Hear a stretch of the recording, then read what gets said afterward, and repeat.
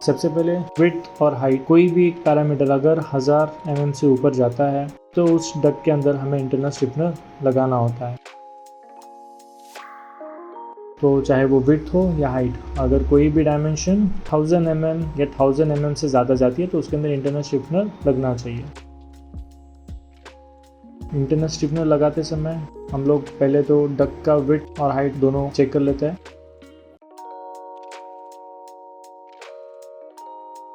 अगर पैरामीटर का addition 1800 mm जाता है तो हम लोग उसके अंदर इंटरनल स्टिफनर लगाते हैं। जैसे 900 बाय 900 का डक्ट हो तभी हम इंटरनल स्टिफनर लगाते हैं।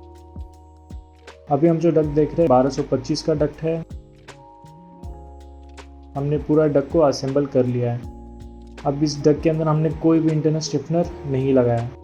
जैसे कि दिख रहा है कि ये जो बड़ा साइज का डक्ट है बाय डिफ़ॉल्ट इसके अंदर टाइगर क्लिप लगी हुई होगी। अभी हम लोग इस डक्ट का टेस्टिंग करेंगे। जैसे ही इस डक्ट के अंदर प्रेशर बढ़ेगा तो इस डक्ट के साथ में क्या होता है बिना इंटरनल स्टिफनर के। तो अभी हमने देखा कि डक्ट के हमने एक प्रेशर टेस्टिंग मशीन से कनेक्ट किया है। क्लास 24 के अंदर हम लोग इसको टेस्ट करने वाले हैं।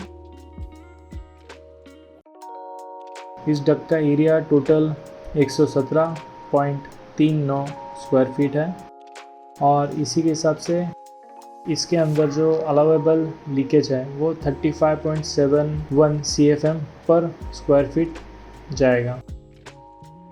तो अभी हमारे डक्ट के एरिया के हिसाब से हमारे पास टोटल 41.92 CFM का परमिशन है। अभी हम मशीन का बटन ऑन करेंगे और स्लोली एयर इस डक्ट के अंदर छोड़ेंगे।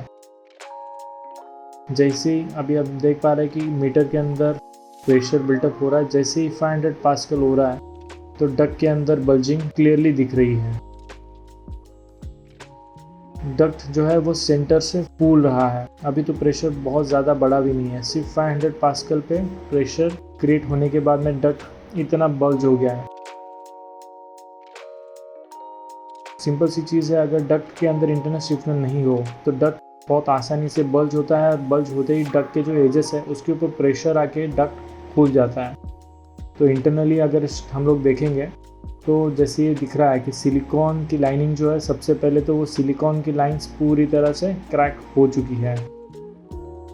जब डक्ट बल्ज होता है तो सबसे ज़्यादा जो प्रेशर है डक्ट के एजेस पे जाता है, जो सेंटर में है और डक्ट के एजेस पे वहाँ पे। जैसे ही हम लोग एयर प्रेशर ऑन करते हैं, अगर हम लोग इसके अंदर GI कॉर्नर यूज़ नहीं करेंगे तो GI कॉर्नर ना होने की वजह से ये डक्ट बल्ज हो जाएगा और वहाँ से पूरा डक्ट ओपन होने का चांसेस रहता है।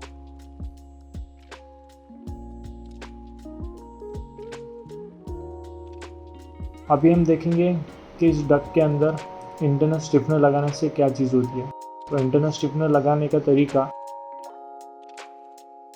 डक्ट का जो स्टिफनर का पैटर्न है वो पैटर्न देखते हैं कि स्टिफनर का पैटर्न क्या होता है।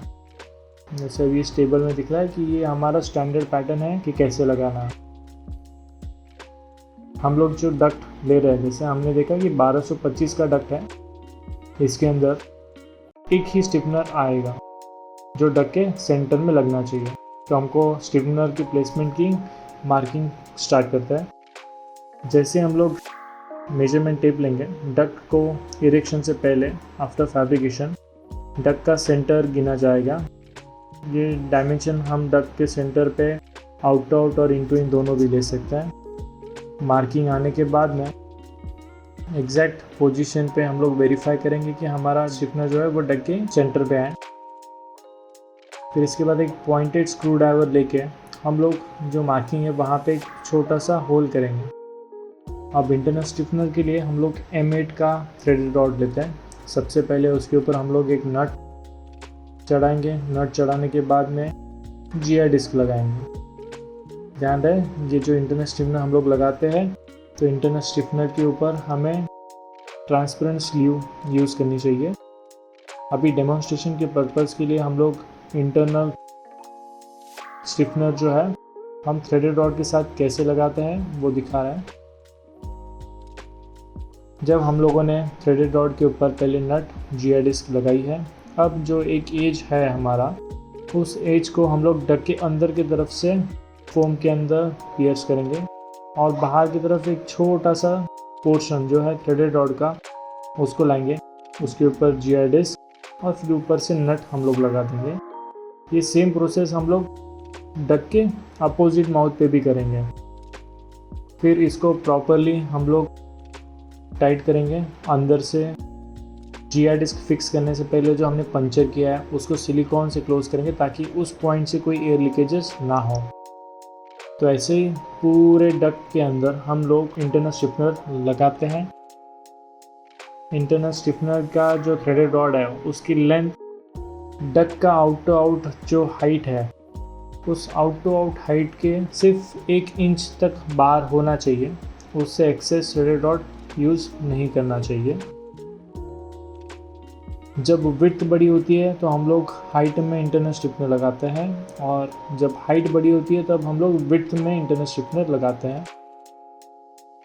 जैसे कि हम देख रहे हैं कि पूरे डक के अंदर हमने इंटरनल स्टिफनर लगाया। अभी हम लोग सेम प्रेशर टेस्टिंग रिपीट करेंगे। जैसे अभी हम लोग देख पा रहे हैं डक के अंदर प्रेशर तो बिल्ड हो रहा है।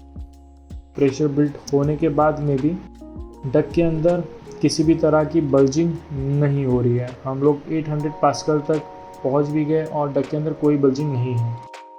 अब बल्जिंग नहीं है, इसका मतलब जो हम लोगों का स्टिफनर है वो डक को फूलने नहीं दे रहा है। जब डक नहीं फूलेगा तो डक के जैसे एजेस है उस एजेस पे कोई भी डैमेज नहीं आएगा। पूरा प्रेशर जो है वो इक्वली शेयर हो जाएगा।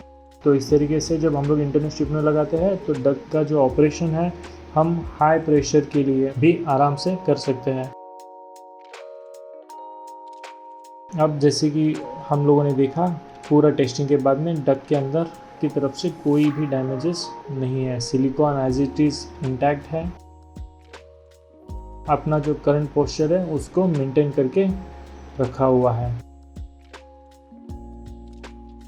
इंफॉर्मेशन के तौर पे बता देता हूँ कि हम लोग जब इंटरनल स्टिफनर को बिना स्लीव के लगाते हैं तो ओवर अ पीरियड मॉइस्चर और ह्यूमिडिटी के कांटेक्ट से थ्रेडेड रॉड जो है वो सड़ जाता है, तो उसका लाइफ कम हो जाता है एज़ कम्पेयर टू उसका जो डक्टिंग है उसके मुकाबले। तो इसलिए थ्रेडेड रॉड को हमेशा ट्रांसपेरेंट स्लीव से कवर करना चाहिए, जिससे कि उसकी जो लाइफ है वो जितनी डक्टिंग की लाइफ रहेगी उतनी ही उसकी लाइफ भी इंक्रीज़ हो जाएगी। तो इंटरनल स्टिफनर है डक के लिए बहुत इंपॉर्टेंट होता है, इस चीज़ का खास ध्यान रखें।